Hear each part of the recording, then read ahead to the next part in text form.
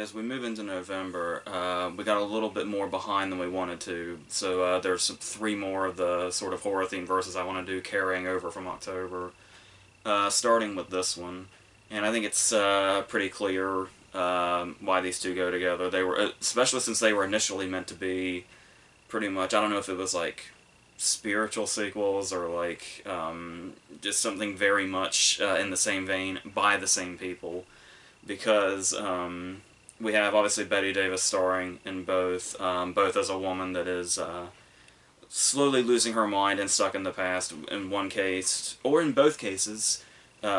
She may be being pushed to that point, but obviously more so in Whatever Happened to Baby Jane, she is the torturer for the most part, until all is revealed. But and we do have the same director in Robert Aldrich and the writers as well. They were both based on works by Henry Farrell, and then Lucas Heller adapted them. I think Farrell gets a co-screenwriting credit on Hush Hush Sweet Charlotte as well. So, yeah, and obviously there's similarities abound to the point that usually when we do these it's one movie and then the other. But I think this is one of those ones where we can just kind of bounce back and forth as we talk about the different points. So, yeah, because not only are they just kind of in theme and in some of the actors, Victor Buono obviously shows up in both also.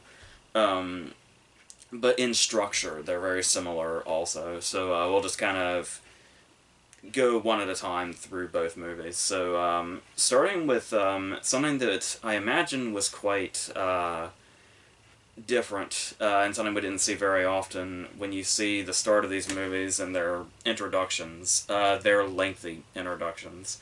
With the opening scenes of What I Wrote to Baby Jane being this very interesting case where we see both of them as children, Jane and Blanche, and it's Baby Jane's obviously on top of the world, and she's the one that's being really put out there, and Blanche is the one on the sidelines, and their mother's basically telling her, like, one of these days it's going to be you that's the big deal.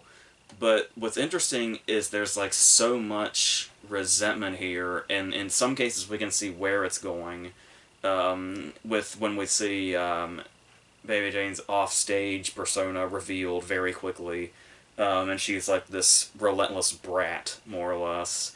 But we sort of see Blanche just has this constant look on her face like she's plotting.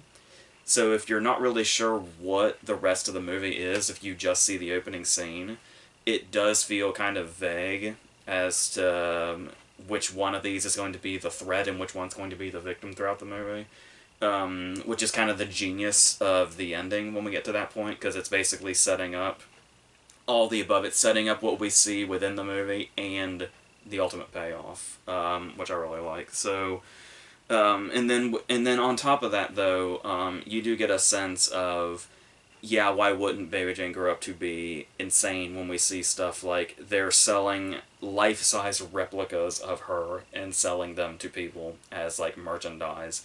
And you can just get this really off and weird sense about the childhood that they had leading into this. Leading into the very vague second part of this opening, when we're just kind of told in dialogue what has happened and where they are now, where Baby Jane has kind of fallen off and she's forgotten, and Blanche is the one that's, like, really famous. And then by the time we see the incident, it's been a 12-minute opening scene before we get the opening credits. Like, not even logos at the beginning, it just starts immediately.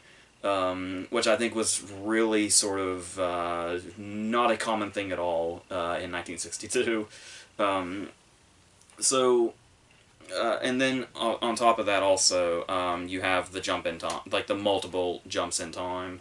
What I really like about, because in Hush Hush Sweet Charlotte we just kind of see the years to show that jump in time, but when we see it come to, I guess, present day, but not quite present day, and What Happened to Baby Jane, it says yesterday, as opposed, like when you would normally see present day, and it's like, because of that, it's like, it gives you the feel that obviously it's in the present, but it also kind of gives it the sense of like almost like a second-hand tale or something, to where we're not quite watching it in the moment, but it's like it's still like right here.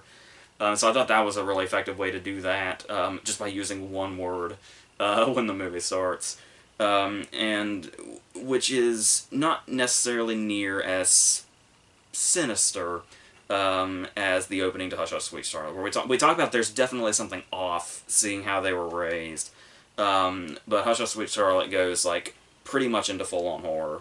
Um, with an even longer opening. The opening of Hush Hush Sweet Charlotte is like 15 minutes before we get the opening credits, which is kind of insane. That's even weird. That's even really weird for present day movies, let alone back then when it was an uncommon thing. Um, yes, we have this whole opening when a whole sort of, I guess you could say, love triangle is going on here, where Bruce Dern is cheating on his wife, Mary Astor, for Betty Davis's Charlotte.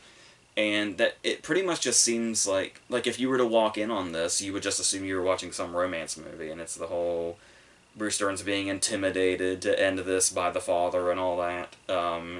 And then suddenly, seemingly from out of nowhere, especially in a movie in 1964, Bruce Dern has his hand and head cut off with like a meat cleaver. And for 1964, we see a lot of this. We see, like, the bloody nub and all that. And you could say that it looks super duper cheesy, especially when we see his head, like, rolling around later. It looks super cheesy and super fake, but I mean, you set yourself in the time period, or you watch enough movies from this era, and you get the sense of, like, the movie's sort of just old quality in general. Obviously, being in the 60s, the way it's made almost looks like it's in the 30s or 40s. Like it was released in the 30s or 40s, which is really interesting. Which makes it so much more jarring when we see more than we'd be expecting to in a movie of that era.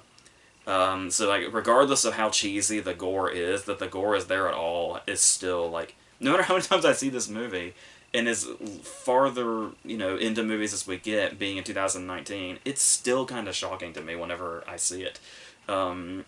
And so that says something in itself, that you can still say that about it in 2019.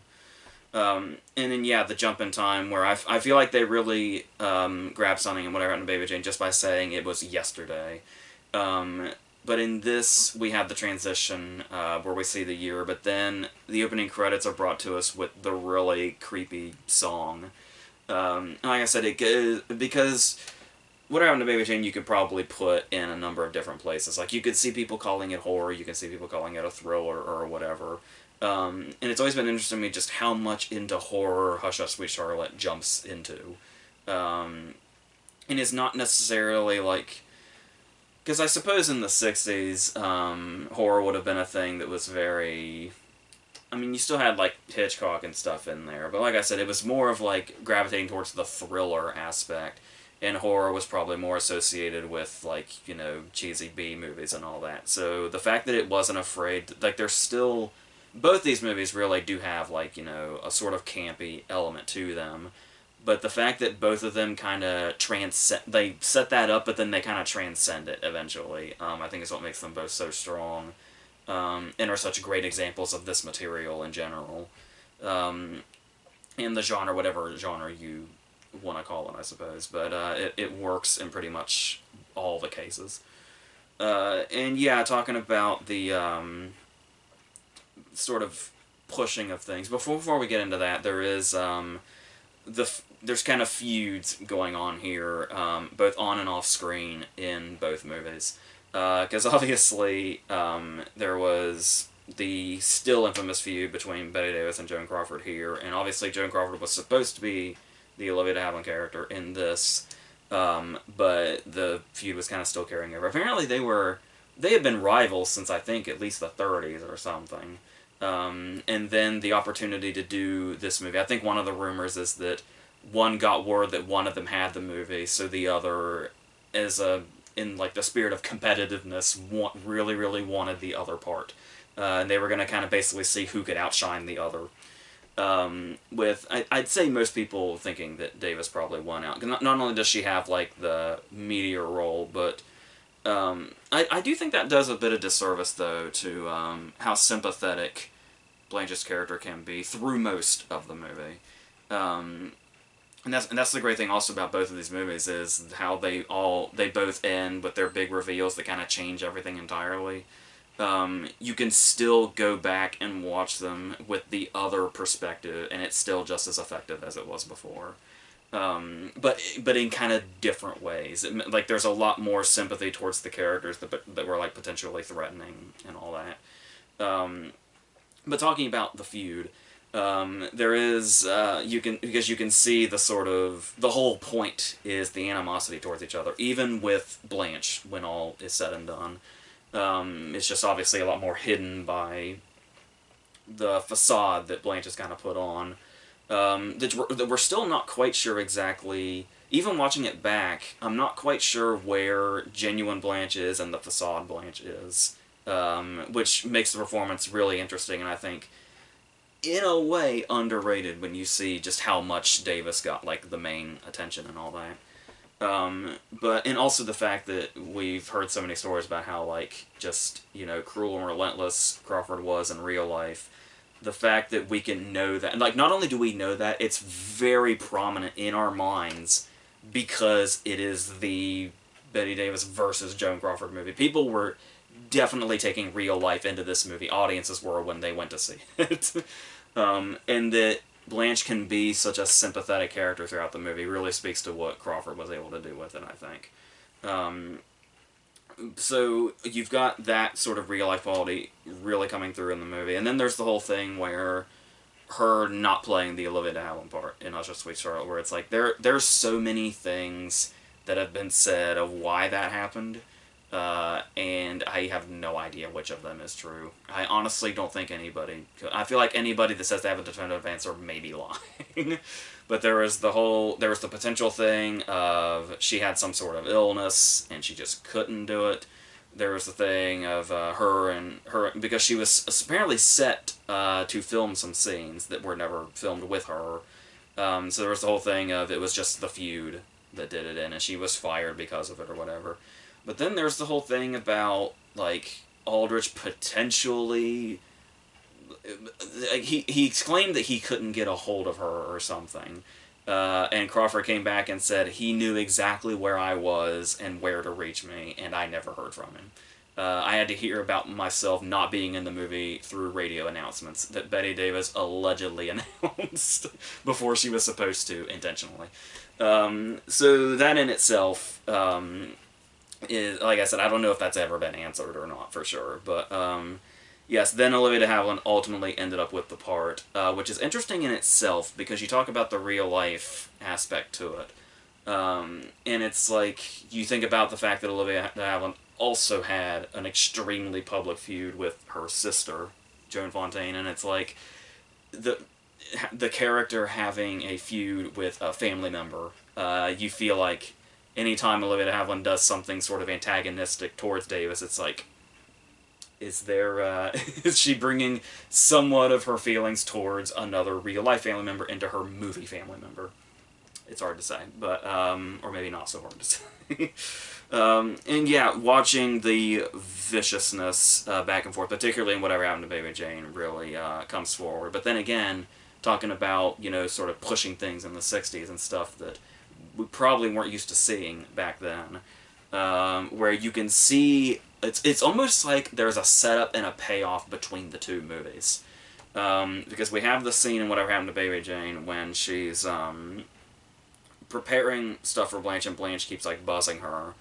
And she says, "You miserable," and then she mouths "bitch," and it's kind of drowned out by the buzzer. And it's like, it's just seeing her so clearly mouth it was like, oh, they got away with that. But then jump forward 2 years in Hush Hush Sweet Charlotte when she says "vile sorry little bitch," and it's in completely audible, and there's no blocking it out, it's just there. And it's almost like this nice sort of carryover of we teased you with it here and now just here it is. So in seeing it sort of only teased in Whatever Happened to Baby Jane, which went as far as it did in general, Hush Hush Sweet Charlotte is always kind of going just a little bit further. whether it be the visible gore or just the word bitch, which you can imagine was extremely scandalous, actually seeing in movies in this era. And like I said, also, the whole thing of they just look like they're from older eras also, I think really plays the biggest part in how jarring it feels. Um, and then obviously, we get much more of the back and forth because Olivia de Havilland's, motives are so shrouded for most of Hush Hush Sweet Charlotte. Whatever Happened to Baby Jane is much more straightforward in just the cruelty of it. So in just like famous scene after famous scene, whether it be the multiple dinners that are brought to her. One of them would be the opening, and this is one of the great things Davis does, is there's something so... Because the movie could be brutal in the sense of it's hard to watch her cruelty. But Davis is just so clearly having so much fun just eating the scenery alive. And as sympathetic of a character as Blanche is in the moment, it's like there's still kind of a joy in it anyway, watching Davis do her thing here. Like the moment when, it's a bit of a shattering moment for Blanche, when her bird disappears before it makes its infamous reappearance. But just that moment where we pretty much know what has happened, when she says, yeah, your bird got out. And it's the way she's kind of walking out of the room and says that, I'm sorry. And just that I'm sorry just says everything. And it's like, even though we do feel sympathetic for Blanche and know something horrific is about to happen, there's just something so glorious about that I'm sorry. It's so deliciously evil. And like I said, just really sets up the... Even... And it's still kind of, shocking when we see exactly what has happened, because it's almost like many things through both of these movies, they're set up so well, we're almost not expecting to have a visual payoff. But they happen. And that's what just adds to the effectiveness to everything. So, and then there's the stuff like when Davis really gets to go into it when she's imitating Blanche on the phone, and there's this great the great scene when she's making the phone call and she's like canceling the doctor and getting him to... This is like one of... Like every time Blanche has a way out and we're given that little bit of hope, we really feel it, and then we always get to see Jane just completely obliterate that hope. And in that instance, it's this great scene when she calls up the doctor and imitates Blanche, and it's one shot of her, like, going in and out of characters where she's so clearly Jane, but then when she, like, it's almost like she transforms into Blanche, even though the person she's performing for can't even see her. That's how devoted to performance Baby Jane Hudson is, of course. And it's like her demeanor entirely changes when she's Blanche on the phone. And then the fact that she can go right back into Jane. It's like, it's a really... And I love that they didn't put any cuts in it either, so... To really show off just how amazing this performance is. And then you've got some characters that are introduced throughout. One of the major characters in both movies is the housekeepers, where we have Elvira and Whatever Happened to Baby Jane and Velma in Hush Hush Sweet Charlotte. Velma being a Agnes Moorehead in an Oscar-nominated performance. But much as I do love Moorehead's scenes in Hush Hush Sweet Charlotte, and she has probably more of a standout performance than the actress that played Elvira, there's something about when these scenes come to a head. Because, of course, the ultimate moment in Hush Hush Sweet Charlotte, this is all leading to, is for Velma to take a chair to the head and fall down the stairs and die. With what I'm assuming is a broken neck, by the way she's laying. Once again, happens on screen in the way Elvira's death didn't in Whatever Happened to Baby Jane. It was more like we just kind of got the gist of it and we at least heard it. But what I really love about that scene in Whatever Happened to Baby Jane, where it seems like, because we've been building up that Blanche has these moments of hope, like the doctor on the phone, but it's almost like the doctor scene is a setup to how far it's going to go to just ruin Blanche's hope of getting out of this. So when you have the scene when Elvira like finds out what's going on, and she's getting ready to break her out, and then Jane returns. It's like every time you watch it, no matter how many times you know the movie, it's like it's it always feels like there's a possibility that Elvira might save her. Like it always feels like the hope sort of comes back.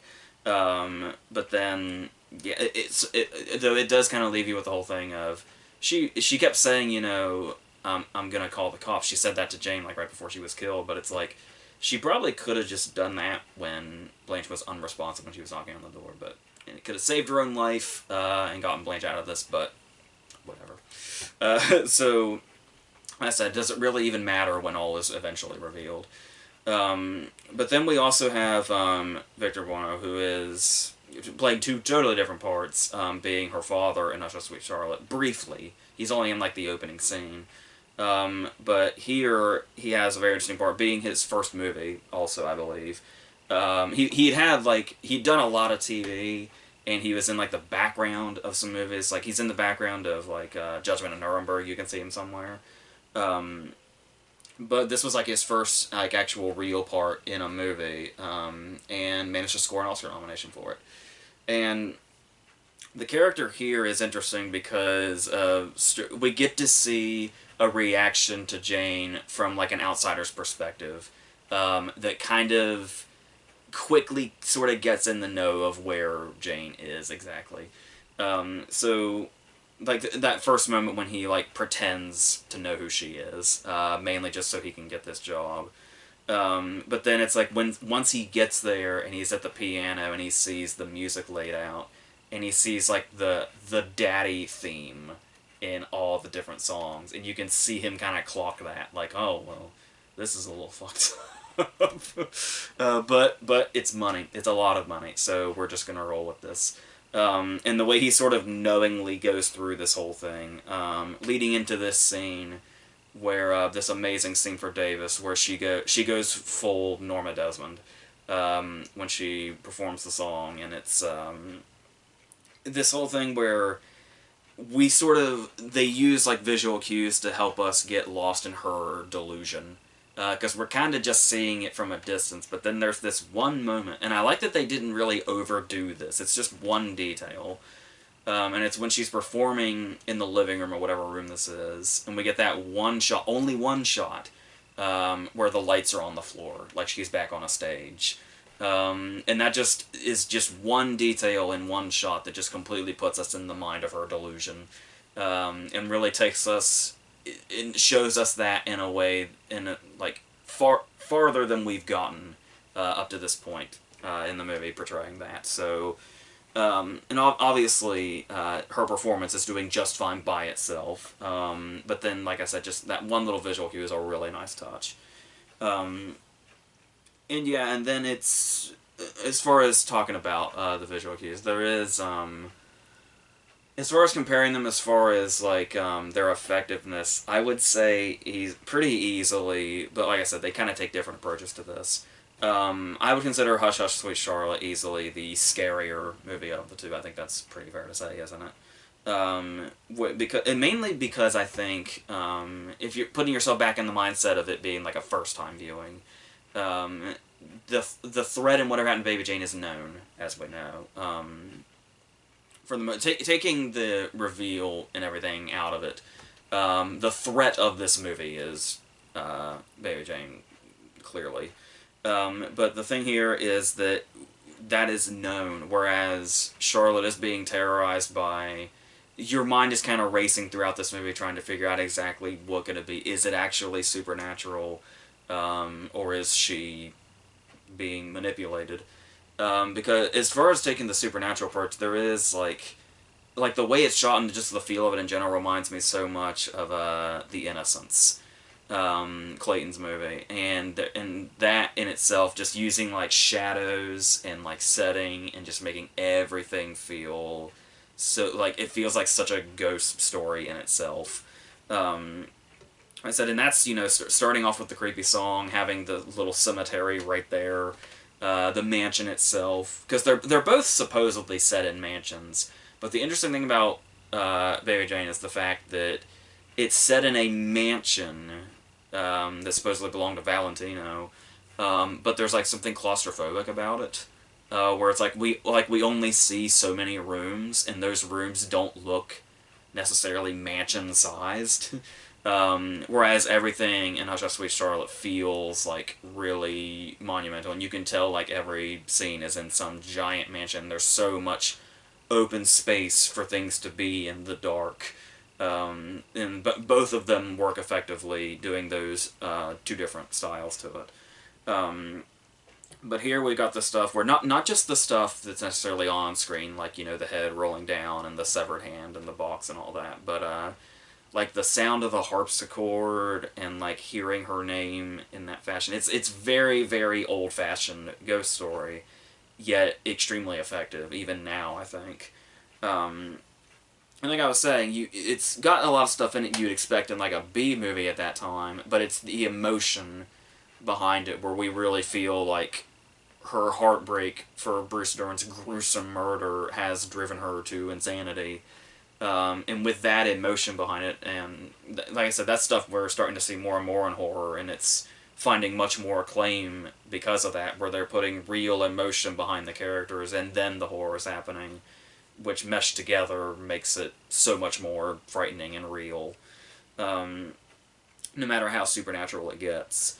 And so that's I really think Hush Hush Sweet Charlotte found a real effectiveness and stuff like that. Like, not to say it's not there in What Around a Baby Jane, but I feel like there's kind of much more of a potency and like the visceral effect that Hush Hush Sweet Charlotte has. Like I said, that is certainly there in Baby Jane, though. I don't want to, get anything crossed here. And then there's also some of the stuff that's not even necessarily like horror related. Stuff like in Baby Jane when Victor Buono goes into the phone booth and he's making a very crucial call, and there's a billboard behind him that says like $100, and it's like right by his head, which is the money he's making from Jane. And it's like even little stuff like that I think really comes through, even if it's not necessarily playing up the terror of the situation. Just all that works. But yeah, but still talking about the way the mansion itself works and all the open spaces. There is the other set in Baby Jane of the staircase, which kind of almost feels like its own character. So yeah, they both do all these things very strongly. But I almost feel like I often have more of a reaction to Hush Hush Sweet Charlotte, and like I said, I don't know if it's the emotion that's behind it. Because there's the whole thing of, like, that's the thing though, is it's knowing where it comes from, I think, as far as how Davis's character is set up. Obviously, once things are revealed more and we realize she's being manipulated by Olivia de Havilland and Joseph Cotten, then things change entirely. But it's like I was saying, even once you know that, and you know that it's not a supernatural story, still watching it back, just the cruelty of it, then it becomes effective in a similar way of Baby Jane. But it's managed to do the supernatural thing and the Baby Jane thing together. And that cruelty, like, still is really effective in how we feel about Davis's character and what's going on here. So it's like, you take it as a supernatural movie, and like the moaning in the dark and the stuff she's seeing is like terrifying. And then you watch it again and you know what's happening, and you're like, oh god, that's just so cruel. And just and it still has like some sort of effect, if not the same one, which I think is what I love most about it.